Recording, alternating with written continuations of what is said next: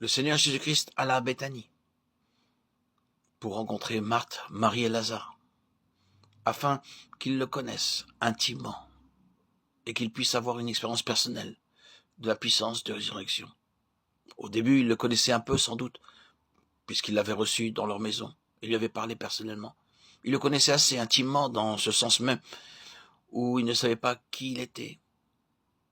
Dans Jean 11, 22, Marthe dit « Je sais que tout ce que tu demanderas à Dieu, Dieu te l'accordera. » Au verset 24, elle dit encore « Je sais qu'il ressuscitera à la résurrection. » Quand Jésus dit que Lazare ressusciterait le jour même, elle ne put pas le croire, bien qu'elle crût qu'il ressusciterait au dernier jour. Alors que le Seigneur Jésus était sur le point de ressusciter Lazare, Marthe vint sur son chemin et dit « Seigneur, il sent déjà, car il y a 4 jours qu'il est là. » Le Seigneur l'avait déjà dit de rouler la pierre. Il était facile de croire que Lazare sortirait du tombeau. Autrement, pourquoi aurait-il demandé aux gens de retirer la pierre? Mais leur foi était purement et simplement inexistante.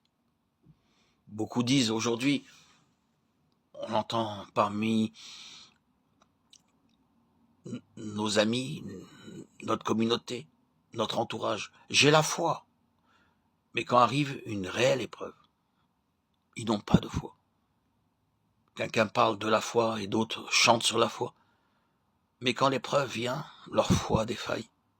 Leurs pensées sont pleines de doutes, de craintes. Ce qu'ils font n'est pas selon la foi réelle et vivante. Le Seigneur utilisa une expérience pénible pour révéler à Marthe et à Marie la puissance de la résurrection. Le Seigneur fit passer Paul par bien des épreuves. 2 Corinthiens 12, 7, 10. Personne ne sait même aujourd'hui quelle était son écharde dans la chair. Mais nous croyons que c'était quelque chose de très pénible. C'est pourquoi il supplia le Seigneur par 3 fois de lui enlever. Ce n'était pourtant pas un homme qui murmurait. Il ne s'était jamais plaint au Seigneur, pas plus qu'il ne murmura contre les épreuves qu'il traversait. Une liste des épreuves que Paul traversa est donnée dans 2 Corinthiens 11, 24 à 28. Dans toutes ses souffrances, il ne s'est jamais plaint. Il savait comment passer par les plus pénibles souffrances.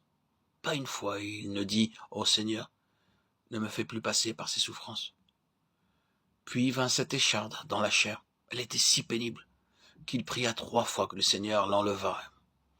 Il dit « Je ne peux pas la supporter plus longtemps.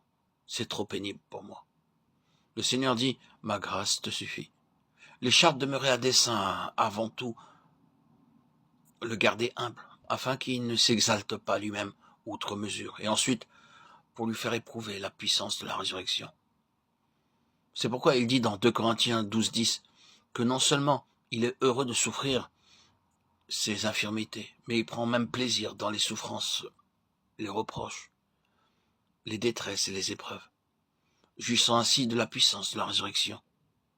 Dans Philippiens 4, 11 à 13, il dit « Je puis tout par Christ qui me fortifie. »